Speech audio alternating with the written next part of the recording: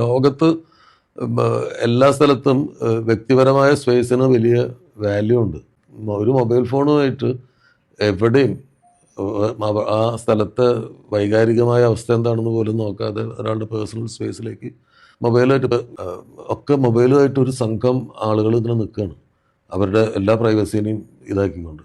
എന്നിട്ട് ചോദിക്കുന്ന ചോദ്യങ്ങൾ, ഈ കഴുത്തിൽ കിടക്കുന്ന മാലയുടെ ലോക്കറ്റ് നല്ല ഭംഗിയുണ്ട്, ഇത് എവിടെ നിന്ന് മേടിച്ചതാണെന്നൊക്കെ പോലെയുള്ള ഊള ചോദ്യങ്ങളുമായിട്ട് ഒരു സംഘം ഹൂളിഗൻസാണ് വന്ന് നിൽക്കുന്നത്. ഇപ്പം റിയൽ ജേർണലിസ്റ്റുകളെയും ഈ ഫേക്കിനെയും നമുക്ക് തിരിച്ചറിയാൻ പറ്റാണ്ടായിട്ടുണ്ട്. എല്ലാവരും ജേർണലിസ്റ്റുകളാണ്. ഒരു മൊബൈൽ ഫോൺ കയ്യിലുള്ള ആൾക്കാരെല്ലാവരും ജേർണലിസ്റ്റുകളാണ്. ഒരു 2000 രൂപയുടെ മൊബൈൽ ഫോണും ഒരു യൂട്യൂബ് ചാനൽ ഉണ്ടെങ്കിലും ഏത് അലവലാതിയും മാധ്യമ പ്രവർത്തകനാണ് നമ്മുടെ നാട്ടിൽ നിന്ന്. അതും ജേർണലിസം പഠിക്കണ്ട, വേറെ ഒന്നും പഠിക്കണ്ട.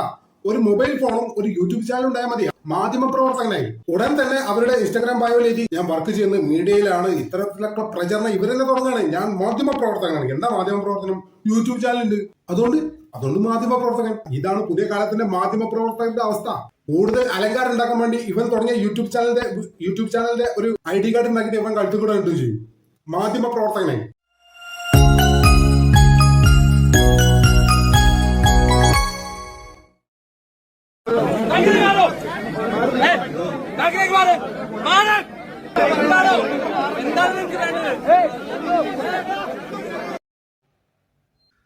കഴിഞ്ഞ ദിവസമാണ് മലയാളത്തിലെ പ്രിയപ്പെട്ട സലീം കുമാർ മരണപ്പെട്ടത്. മലയാളികളെ ഏറെ ദുഃഖത്തിലാക്കിയ ഒരു സംഭവമായിരുന്നു സലീം കുമാറിന്റെ മരണം. കാരണം മലയാളിയുടെ ജീവിതത്തിന്റെ ഭാഗമായിരുന്നു സലീം കുമാർ. പല കാരണങ്ങൾ കൊണ്ട് ജീവിതത്തിന്റെ ഭാഗമായിരുന്നു സലീം കുമാർ. പക്ഷേ സലീം കുമാറിന്റെ മരണശേഷം അദ്ദേഹത്തിന്റെ മൃതദേഹം അദ്ദേഹത്തിന്റെ വീട്ടിൽ പൊതുദർശനത്തിന് വേണ്ടി കൊണ്ടുവന്നപ്പോൾ ഈ ഓൺലൈൻ മീഡിയക്കാർ, പ്രത്യേകിച്ച് യൂട്യൂബ് ചാനലുകാരെ കാട്ടിയ അതിക്രമങ്ങൾ പറയാതിരിക്കാൻ തരില്ല. ഇടിച്ച് കയറി തിക്കും തിരക്കും ഉണ്ടാക്കി ആ വീട്ടുകാരുടെ സ്വകാര്യത പോലും മാനിക്കാതെ, അവർക്ക് മര്യാദയ്ക്ക് ദുഃഖിക്കാൻ പോലും ഒരു അവസരം കൊടുക്കാതെ, ഒന്ന് കരയാൻ പോലും അവസരം കൊടുക്കാതെ ഇവന്മാരെ ഇടിച്ചു കയറുകയായിരുന്നു.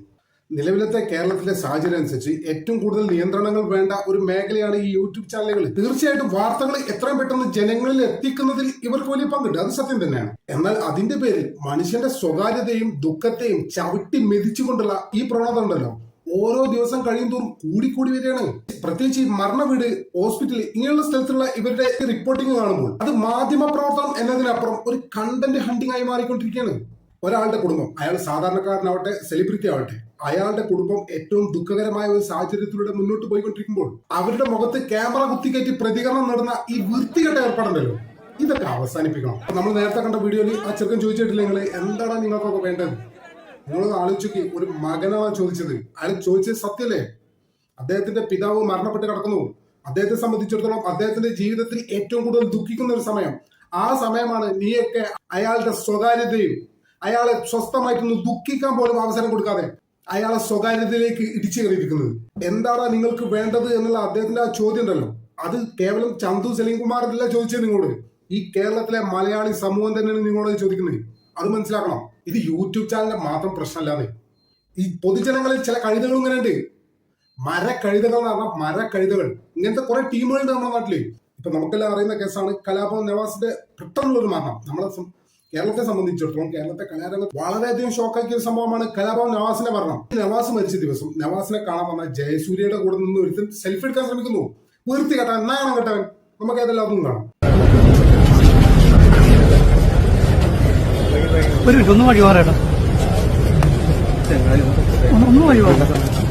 ആണ് നോക്കി എത്ര നാണം കേട്ടോ.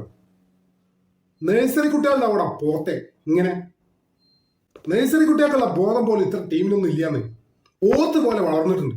ഒരു മരണ വീട്ടിൽ എങ്ങനെ പെരുമാറണം എന്നുള്ളത് അടിസ്ഥാന വിവരം പോലും ഈ കഴുതകൾക്കൊന്നും ഇല്ല. ഇവനൊക്കെ മരണപ്പെട്ട വ്യക്തിയെ കാണാനോ അദ്ദേഹത്തിന്റെ മരണത്തിൽ ദുഃഖം രേഖപ്പെടുത്താനോ വരുന്നതല്ല. ഇത്തരം ആളുകൾ, അതായത് സെലിബ്രിറ്റികളുടെ കൂടെ നിന്ന് സെൽഫിക്ക് ശ്രമിക്കുന്ന ഇത്തരം കഴുതകൾ, മണ്ടന്മാര്, പൊട്ടന്മാര്, ഇവർ ശ്രമിക്കുന്നത് എന്തിനാണ്? ഇവരെന്തിനാണ് മരണ വീട്ടിൽ വരുന്നത്? മരണപ്പെട്ട ആളുകളുടെ ദുഃഖത്തിൽ പങ്കുചേരാനാണോ? അല്ല. ഇവരുടെ ഉദ്ദേശം തന്നെയാണ്. ഇവരൊക്കെ നാളെ ചാവൂലടാ. ഈ സെൽഫി എടുത്തവൻ നാളെ ചാവൂലേ? ഇപ്പൊ എന്ന് ഭൂമിയിൽ ഇങ്ങനെ നിൽക്കോ? കഴുത, ഒരു കണ്ണടയും വെച്ചിട്ട് പോത്ത്, ഇവനൊക്കെ ഭൂമിയിൽ എന്നും ഇങ്ങനെ നിൽക്കോ? ഇവനും ചാവൂലേ? അവൻ സെൽഫി എടുക്കാൻ നടക്കുന്നത് ഒരു മരണ വീട്ടില്. വിവരം കണ്ടവൻ. മരണപ്പെട്ട ഒരു ഭൗതിക ശരീരം എന്നത് ശരിക്കും ബഹുമാനം അറിയിക്കുന്നുണ്ട്. പക്ഷെ ചില യൂട്യൂബ് ചാനലൊക്കെ ഉണ്ടല്ലോ, ഇദ്ദേഹത്തിന്റെ മരണശേഷം ആശുപത്രിയിൽ നിന്ന് വീട്ടിലേക്ക് ഭൗതിക ശരീരം കൊണ്ടുവരല്ലോ, ഈ സമയത്ത് തുടങ്ങും ഈ ആംബുലൻസിനെ ഫോളോ ചെയ്യാൻ. അത് മത്സര ബുദ്ധിയോടെയാണ് ഇവർ ഫോളോ ചെയ്യുന്നത്. നിങ്ങളൊന്ന് ആലോചിക്കുക, കുടുംബക്കാർ ആ ആംബുലൻസിൽ വളരെ ദുഃഖത്തോടെ വളരെ പ്രയാസപ്പെട്ടിരിക്കുന്ന സമയത്താണ് ഇവരുടെ ക്യാമറ കൊണ്ടുള്ള ടോർച്ചറിങ്. ഇതിന്റെ ഏറ്റവും വലിയൊരു പ്രശ്നം എന്താണ്, നിങ്ങൾ ഇവന്മാർക്കൊന്നും അക്കൗണ്ടബിലിറ്റി ഇല്ല എന്നതാണ്. ഒരു 10 വർഷം മുമ്പ് നിങ്ങളൊന്ന് സങ്കല്പിച്ചു നോക്കൂ, ആരാണ് ഒരു മാധ്യമ പ്രവർത്തകൻ എന്ന് പറഞ്ഞാൽ അയാൾക്ക് സമൂഹത്തിൽ നിലയും വിലയും ഉണ്ടായിരുന്നു. അത് കേവലം മൈക്കും ക്യാമറയും പിടിച്ച് നടക്കുന്ന ഒരാളെ വിളിക്കുന്ന പേരല്ലായിരുന്നു മാധ്യമ പ്രവർത്തകൻ. നമ്മൾ കേട്ടിട്ടില്ലേ അങ്ങനെ പ്രശസ്തരായ ഒരുപാട് പേരെ? പ്രശാന്ത് രഘുവംശം എന്നൊക്കെ പറഞ്ഞാൽ വ്യക്തിയോട് നമുക്ക് തോന്നുന്ന ഒരു ബഹുമാനം ഇവിടുത്തെ യൂട്യൂബ് നടത്തുന്ന പി ഉണ്ണിക്കുട്ടനുണ്ടോ? അതെന്താണ് ഇല്ലാത്തത്? പ്രശാന്ത് രഘുവംശത്തെ പോലുള്ള ആളുകളെ ജേർണലിസം പഠിച്ചാണ്. അവർ വാർത്തയുടെ ഉത്തരവാദിത്വം മനസ്സിലാക്കിയവരാണ്. എന്ത് ചോദിക്കണം, എന്ത് ചോദിക്കരുത്, എവിടെ ക്യാമറ ഓഫ് ചെയ്യണം, എവിടെ പ്രതികരണം തേടണം എന്നത് ഇവർക്ക് കൃത്യമായിട്ട് അറിയാം. അങ്ങനെയുള്ള ക്രെഡിബിലിറ്റി ഉള്ള ആളുകളായിരുന്നു നമ്മൾ മീഡിയക്കാർ എന്ന് വളരെ സ്നേഹപൂർവ്വം ബഹുമാനപൂർവ്വം ഒരു കാലത്ത് വിളിച്ചിരുന്നത്. ഒരു കാലത്ത് എന്ന് പറയുമ്പോൾ കേവലം 10 വർഷം മുൻപുള്ള ഒരു കാര്യമാണ് ഞാൻ പറയുന്നത്. ഇത്ര ആളുകൾ ഒരു അപകടമോ മരണമോ നടന്ന വീട്ടിൽ റിപ്പോർട്ടിങ്ങിന് പോകുമ്പോൾ ക്യാമറ ഓൺ ചെയ്യുന്നതിന് മുന്നേ അവിടെയുള്ള മനുഷ്യരുടെ ദുഃഖത്തെക്കുറിച്ച് നല്ല ബോധവാന്മാരായിരുന്നു. അവരുടെ എക്സ്ക്ലൂസീവ് കണ്ടന്റിന് പോലും ഒരു മര്യാദ ഉണ്ടായിരുന്നു. പക്ഷെ ഇന്ന് നോക്ക്, ഇന്ന് എന്താ അവസ്ഥ? ഒരു 2000 രൂപയുടെ മൊബൈൽ ഫോണും ഒരു യൂട്യൂബ് ചാനൽ ഉണ്ടെങ്കിലും ഏത് അലവലാതിയും മാധ്യമ പ്രവർത്തകനാണ് നമ്മുടെ നാട്ടിൽ നിന്ന്. അതും ജേർണലിസം പഠിക്കണ്ട, വേറെ ഒന്നും പഠിക്കണ്ട. ഒരു മൊബൈൽ ഫോണും ഒരു യൂട്യൂബ് ചാനൽ ഉണ്ടായാൽ മതി, മാധ്യമ പ്രവർത്തകനായി. ഉടൻ തന്നെ അവരുടെ ഇൻസ്റ്റാഗ്രാം ബയോയിലേക്ക് ഞാൻ വർക്ക് ചെയ്യുന്നത് മീഡിയയിലാണ്, ഇത്തരത്തിലൊക്കെ പ്രചരണം ഇവരെന്നെ തുടങ്ങുകയാണ്, ഞാൻ മാധ്യമ പ്രവർത്തകനാണ്. എന്താ മാധ്യമ പ്രവർത്തനം? യൂട്യൂബ് ചാനലുണ്ട്, അതുകൊണ്ട് മാധ്യമ പ്രവർത്തകൻ. ഇതാണ് പുതിയ കാലത്തിന്റെ മാധ്യമ പ്രവർത്തകന്റെ അവസ്ഥ. കൂടുതൽ അലങ്കാരം ഉണ്ടാക്കാൻ വേണ്ടി ഇവൻ തുടങ്ങിയ യൂട്യൂബ് ചാനലിന്റെ ഒരു ID കാർഡ് ഉണ്ടാക്കിയിട്ട് ഇവൻ കഴുത്തു കൂടെ ഇട്ടു ചെയ്യും, മാധ്യമ പ്രവർത്തകനായി. പണ്ടൊക്കെ മാധ്യമ പ്രവർത്തകനാൻ എന്താണ് പഠിക്കേണ്ടത്, ഇത്തരം കാര്യങ്ങളായിരുന്നു ചർച്ചയിലുണ്ടായിരുന്നത്. ഇന്ന് ഒരു എക്സ്ക്ലൂസീവ് വേദിയിൽ 2 ചാനലുകാർ തമ്മിൽ കണ്ടുമുട്ടി ആദ്യം ചോദിക്കുന്നത്, ബ്രോ ചാനൽ മോണിറ്റൈസ് ആയോ എന്നാണ്. ഇവിടെ വാർത്തയുടെ സത്യസന്ധതയേക്കാൾ പ്രാധാന്യം തമ്പനയിലാണ്. മനുഷ്യന്റെ സ്വകാര്യതയേക്കാൾ പ്രാധാന്യം വ്യൂവേഴ്സിനാണ്. വേദനയേക്കാൾ പ്രാധാന്യം റീച്ചിനാണ്. ഇത് തന്നെയാണ് നമ്മുടെ നാട്ടിലെ ഏറ്റവും വലിയ ദുരന്തം. ഇനിയിപ്പോ ഇത്തരം സംഭവം നമ്മൾ കണ്ടു, ചന്തു സലീം കുമാറിന്റെ ഇത്തരം സംഭവം കണ്ടു.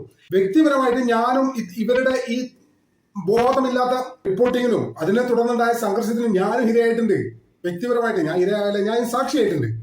അത് നമ്മുടെ മാമുക്കോയാർ എന്ന് പറഞ്ഞല്ലോ, അദ്ദേഹം മരണപ്പെട്ട് അദ്ദേഹത്തെ പള്ളിയിലേക്ക് കൊണ്ടുപോയി ഖബറിസ്ഥാനിൽ അദ്ദേഹത്തെ ഖബറെടുക്കുന്ന സമയത്ത് ആ കുഴി ഉണ്ടാവുമല്ലോ, ഖബറെടുക്കുന്ന ആ കുഴിയിൽ അദ്ദേഹത്തിന്റെ മയ്യത്ത് വെച്ച സമയത്ത് നമ്മൾ അതിന് മേലെ സ്ലാബ് ഇടുന്ന സമയത്ത് ഒരുത്തം വന്ന് ഇത് ഷൂട്ട് ചെയ്യണം.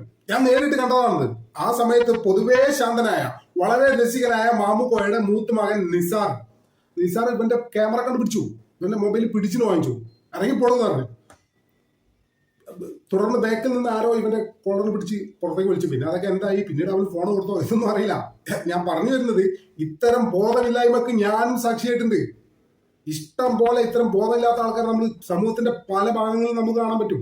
നമ്മുടെ നാട്ടില് മാധ്യമ സ്വാതന്ത്ര്യം എന്ന് പറയുന്നത് ആവശ്യമായ ഒരു കാര്യമാണ്. അതിന് ആദ്യം വേണ്ടത് ആരാണ് മാധ്യമക്കാർ, അല്ലെങ്കിൽ ആരാണ് മീഡിയക്കാർ എന്നുള്ള ഒരു ഡെഫിനിഷനാണ്. ആരാണ് മീഡിയക്കാർ?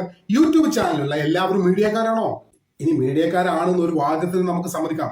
എന്നാൽ പോലും ക്യാമറയും കൊണ്ട് ഏതൊരാളുടെ വീട്ടിലേക്ക് ഇടിച്ചു കയറാനുള്ള സ്വാതന്ത്ര്യം ഇവർക്കുണ്ടോ? യൂട്യൂബ് ചാനലിലുള്ള ആളുകളൊക്കെ ഞങ്ങൾ മീഡിയക്കാരാ എന്ന് പറയുന്നത് നടക്കുന്ന ആളുകളോട് ഒരു കാര്യം പറയാനുണ്ട്. മീഡിയ എന്ന് പറയുന്നത് വെറും കണ്ടന്റ് ക്രിയേഷൻ മാത്രമല്ല, അതിന് മനുഷ്യത്വവും ഉത്തരവാദിത്ത ബോധവും മര്യാദയും വേണം.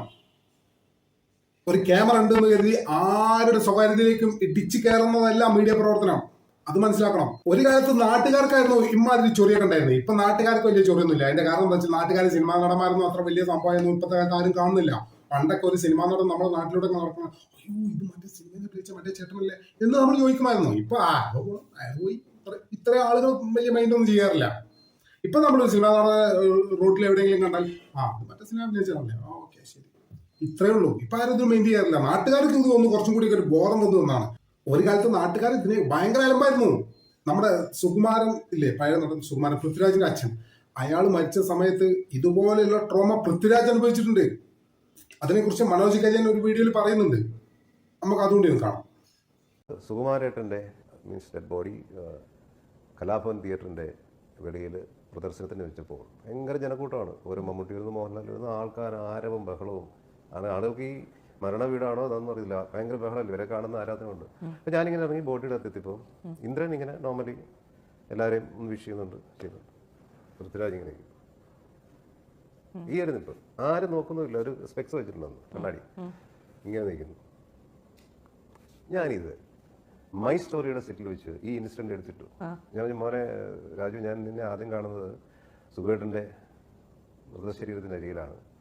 അപ്പോൾ അന്ന് ഞാനൊരു ചോദ്യം ചോദിക്കുകയാണ്. ഇന്ദ്രനൊന്നും വളരെ ലൈവായിട്ട് വരുന്നവരെയൊക്കെ വിഷ് ചെയ്തൊക്കെ നിൽക്കുന്നുണ്ട്, നീ മാത്രം എന്ത് ഇങ്ങനെ നിന്ന് ആരെയും മൈൻഡ് ചെയ്യാതെ നോക്ക്. ചേട്ടാ ഒന്ന് ഓർക്കുന്നുണ്ടോ, ഓരോ ആർട്ടിസ്റ്റ് വന്ന് ഇറങ്ങുമ്പോഴും എൻ്റെ അച്ഛൻ അവിടെ മരിച്ചെടുക്കുന്നത്, മമ്മൂക്ക വരുന്ന എല്ലാവരായിട്ടും വരുന്നത്, ഇവിടുത്തെ എല്ലാവരും ആൾക്കാർ ഒരു ആരവാണ് ആൾക്കാർ എന്നൊക്കെ പറഞ്ഞ് ഭയങ്കര ബഹളം. എന്തൊരു ആളുകളാണിത്. ഒരു ബോഡി അവിടെ കിടക്കുന്നത്, എൻ്റെ അച്ഛനാണ് കിടക്കുന്നത്. അപ്പോൾ ഈ ആളുകളുടെ ഈ ഒരു ആറ്റിറ്റ്യൂഡ് കണ്ടിട്ട് ഞാനങ്ങ് വെറുത്ത് നിന്നാണ്. അതാണ് ഞാൻ ആരെയും മൈൻഡ് ചെയ്യാതെ നിന്നത്. ഇതാണ് നമ്മൾ പറയുന്നത്. ആളുകൾ ഒരു കാലത്ത് ഇങ്ങനെ ആയിരുന്നു. സിനിമാ നടന്മാരെന്ന് പറഞ്ഞാൽ ഭയങ്കര സംഭവമായിരുന്നു. ഇപ്പൊ ആരും വേണ്ടി അറിയുന്നില്ല. ഇപ്പൊ സിനിമാ നടന്മാരെന്ത് സാധാരണക്കാരുണ്ട്, നമുക്ക് നമ്മളെ കാര്യം. ഈ ഒരു ആറ്റിറ്റ്യൂഡിലേക്കൊക്കെ ആളുകൾ മാറിയിട്ടുണ്ട്. ഇന്ന് അതേ ആളുകളുടെ സ്ഥാനത്ത് ഈ യൂട്യൂബ് ചാനലുകാരാണ്. യുവന്മാരെ കൊണ്ടുള്ള ശല്യം ചില്ലറല്ല. യുവന്മാരെ അകറ്റി നിർത്തണം.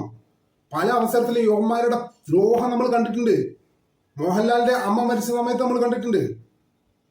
സിദ്ദീഖിന്റെ ഒരു മകൻ, നടൻ സിദ്ദീഖിന് ഒരു ഡിസേബിൾ ആയിട്ടുള്ള ഒരു മകൻ ഉണ്ടായിരുന്നു. അദ്ദേഹം മരിച്ച സമയത്ത് യുവമാര് ക്യാമറയും കൊണ്ടിരിക്കുന്നു. ആട്ടി വിട്ട് ഇവിടുന്ന് അങ്ങോട്ട് അടുപ്പിച്ചില്ല. മമ്മൂട്ടിയുടെ അമ്മ മരിച്ച സമയത്ത് യുവമാർ ആ പരിസരത്തേക്ക് അടുപ്പിച്ചിട്ടില്ല. അത്തരത്തിലൊക്കെ ചെയ്യാൻ സിനിമാക്കാരൻ തയ്യാറാണോ? പിന്നെ യുവന്മാർക്കുള്ള പ്രചോദനം പിന്തുണ കൊടുക്കുന്നവരാ? ഈ സിനിമാ മേഖലയിലുള്ള ചില ആളുകൾ തന്നെയാണ്, പ്രത്യേകിച്ച് ലേഡി ആർട്ടിസ്റ്റുകൾ. നമ്മൾ കണ്ടിട്ടില്ലേ, ചില ലേഡി ആർട്ടിസ്റ്റുകളൊക്കെ ഭയങ്കര ലൈവാണ് നമ്മുടെ ഇടയിൽ. പക്ഷെ ഇവരൊന്നും ഒരു സിനിമയിൽ അഭിനയിക്കുന്നത് നമ്മൾ കാണാറില്ല. ഒന്ന് ശ്രദ്ധിച്ചിട്ടുണ്ടോ? അങ്ങനെ ചില ലേഡി ആർട്ടിസ്റ്റ് ഒക്കെ നമ്മുടെ നാട്ടിൽ ഇവരെ മെയിൻ പണി എന്ന് പറഞ്ഞാൽ ഉദ്ഘാടനം ചെയ്യാൻ നടക്കലാണ്. ഇവർക്ക് സിനിമയൊന്നുമില്ല, ആരും മെയിൻ ചെയ്യലില്ല. ഇവരെങ്ങനെയാണ് സമൂഹത്തിൽ ലൈവായിട്ട് നിൽക്കുന്നത്? ഇതുപോലുള്ള യൂട്യൂബർമാരെ ഉപയോഗിച്ചിട്ടാണ്.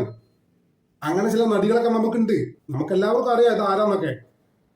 യൂട്യൂബ് ചാനൽ കൊണ്ട് നിന്ന് പോകുന്ന നടിമാർ ഈ നാട്ടിലുണ്ട്. ഇവർക്ക് ഒരു സിനിമ ഉണ്ടാവില്ല. ചിലപ്പോൾ അഭിനയിക്കാൻ തന്നെ മര്യാദയ്ക്ക് അഭിനയിക്കാൻ തന്നെ അറിയില്ല. അതുകൊണ്ടായിരിക്കും ആദ്യ സിനിമയിൽ ഒരു ഡസൻ നായികമാരിലല്ലേ ഒരു നായികയായിട്ട് വരികയും പിന്നീട് ഉദ്ഘാടനത്തിനടക്കാം, പിന്നീട് അവരൊരു സിനിമയിൽ അഭിനയിച്ചത് എനിക്കറിയില്ല. ചിലപ്പോൾ ഉണ്ടാവാം, ഞാൻ കാണാത്തോണ്ടായിരിക്കാം. എന്തായാലും സിനിമയിൽ ഇവർ ലൈവ് അല്ലാനുള്ള കാര്യം ഉറപ്പാണ്. പക്ഷെ ഇവര് ഓൺലൈനിൽ ലൈവാണ്. ഇതുപോലുള്ള യൂട്യൂബ് ചാനലുകാർക്ക് നല്ല നക്കാപ്പിച്ചിയും കൊടുത്ത് അങ്ങനെ പിന്നാലെ വന്നുള്ളൂ. അങ്ങനെ ഉപയോഗിച്ചിട്ട് ഈ ഫീൽഡിൽ പിടിച്ചു നിന്ന് ഉദ്ഘാടനം ചെയ്ത് ജീവിക്കുന്ന ഒരുപാട് നടിമാർ നമ്മുടെ നാട്ടിലുണ്ട്. ഇവരെപ്പോലുള്ള ആളുകൾ തന്നെയാണ് ഇത്തരം ആളുകളെ വളർത്തുന്നത്. ഒരു മരണ വീട്ടിൽ സന്ദർശനത്തിന് വേണ്ടി വരുമ്പോൾ പോലും ഇവര് വരുന്നതിന് മുമ്പ് ഈ ചാനലുകാരെ വിളിച്ചു പറയുന്നത്, ഞാൻ വരുന്നുണ്ട്, ഇത്ര മണിക്ക് അവിടെ എത്തും, എന്നെ ഫോക്കസ് ചെയ്തെടുത്തോണേ, എന്നിട്ട് അത് കണ്ടന്റ് ആക്കണേ, എന്നിട്ട് അത് വൈറലാക്കണേ എന്നൊക്കെ പറഞ്ഞിട്ട് ഇവർ തന്നെ പ്ലാൻ ചെയ്യുന്നതാണ് അതൊക്കെ. അതിന് വല്ല നക്കാപ്പിച്ചും കൊടുത്താൽ ഇവരൊക്കെ ഈ യൂട്യൂബ് ചാനലുകാരെ അതിനൊക്കെ ഇറങ്ങി നിന്ന് കൊടുക്കും ചെയ്യും. ഇങ്ങനെ നിന്ന് പോകുന്ന കുറെ നടിമാർ നമ്മുടെ നാട്ടില്. വാർത്തകൾ നമ്മുടെ സമൂഹത്തിന് ആവശ്യമാണ്, അതിലൊന്നും ഒരു തർക്കമില്ല. പക്ഷെ അത് ഒരു കുടുംബത്തിന്റെ വേദനയെ വിനോദമാക്കി മാറ്റുക എന്നത് ദ്രോഹമാണ്. അത് വാർത്തയല്ല, കണ്ടന്റ് അല്ല, മാധ്യമ പ്രവർത്തനമല്ല. നിങ്ങൾ എന്താണ് മലയാളി പ്രേക്ഷകരെ കുറിച്ച് ചിന്തിച്ച്? നിങ്ങൾ എന്ത് തെണ്ടിത്തരെടുത്ത് കാണിച്ചാലും മലയാളി പ്രേക്ഷകർ അതൊക്കെ കണ്ടു രസിക്കുന്നതാണോ? ഈ മലയാളി പ്രേക്ഷകരിൽ വലിയൊരു ശതമാനം ആളുകൾക്ക് ഇത്തരം പതിവുകളോടൊക്കെ കടുത്ത വിരോധമുണ്ട്. ഒരു മരണ വീട്ടിൽ പോയാൽ, ഒരു മരണത്തിന്റെ സദസ്സിൽ പോയാൽ എന്തൊക്കെയാണ് നിങ്ങൾ നോക്കുന്ന കാര്യങ്ങൾ? ഏതൊക്കെ നടൻ വന്നു, ഏതൊക്കെ നടൻ കരഞ്ഞു, ഏതൊക്കെ നടൻ എത്ര മിനിറ്റ് കരഞ്ഞു, ആഹാ ഈ നടൻ ഇത്ര സിനിമയിൽ ആ നടന്റെ മരിച്ചുപോയ നടന്റെ കൂടെ അഭിനയിച്ചിട്ട് അയാൾ ആകെ കരഞ്ഞത് 1 മിനിറ്റ് മാത്രമാണ്. ഇത് ദ്രോഹമല്ലേ? അടുത്ത ദിവസം ചർച്ചയാണ്. ഒരു മരണം വീട്ടിൽ ഒരാൾ വരുമ്പോൾ അയാൾ കരയണോ വേണ്ട എന്നൊക്കെ ഉള്ളത് അയാളുടെ ഇമോഷൻസിന്റെ ഭാഗമാണ്. അയാൾ സൗകര്യം കരയും. പിന്നെ മറ്റു ചിലർ പറയുന്നു, ഇങ്ങനെ ഒരുപാട് സിനിമയിൽ ഒന്നിച്ച് അഭിനയിച്ചിട്ട് ആ നാടകം ഒന്നുപോലും നോക്കിയില്ല, അയാൾക്ക് വരാൻ പറ്റാത്ത സാഹചര്യമായിരിക്കും, അതുകൊണ്ട് അയാൾ വന്നില്ല. അതുകൊണ്ട് മരിക്കാനുള്ളവ മരിക്കൂലേ? അദ്ദേഹത്തെ മരണത്തിന്റെ ചടങ്ങുകൾക്ക് എന്തെങ്കിലും പ്രശ്നം വരും? ഇത്തരത്തിൽ വൃത്തികെട്ട മാധ്യമപ്രവർത്തകർ എന്ന പേരിൽ യൂട്യൂബ് ചാനലുകാരൊക്കെ നമ്മുടെ നാട്ടിൽ നടത്തുന്നത്. അവസാനമായി നമുക്ക് പറയാനുള്ള ഒരൊറ്റ കാര്യമുള്ളൂ, ഓൺലൈൻ മാധ്യമങ്ങൾക്ക് വ്യക്തമായ മാർഗനിർദ്ദേശവും നിയന്ത്രണങ്ങളും ആവശ്യമായ സമയമാണത്. മരണം വീടും ആശുപത്രിയൊക്കെ വ്യൂവേഴ്സിന് വേണ്ടിയുള്ള വേട്ട മൈതാനമാക്കുന്ന ഈ സംസ്കാരം ഏറ്റവും അടുത്ത സമയത്ത് നിങ്ങൾ ഉപേക്ഷിക്കണമെന്നാണ് വ്യക്തിപരമായിട്ട് എനിക്ക് റിക്വസ്റ്റ് ചെയ്യാനുള്ളത്. നമ്മുടെ ചാനൽ ഇതുവരെ സബ്സ്ക്രൈബ് ചെയ്തിട്ടില്ലാത്ത ആളുകൾ ഇപ്പോൾ തന്നെ സബ്സ്ക്രൈബ് ചെയ്ത് പിന്തുണ തരണമെന്ന് ആരും വിനീതമായി എത്തിക്കുന്നു. മറ്റൊരു വീഡിയോയുമായി ഒട്ടും വേഗം തന്നെ കാണാമെന്ന പ്രതീക്ഷയോടെ ഇവിടെ പറയുന്നു.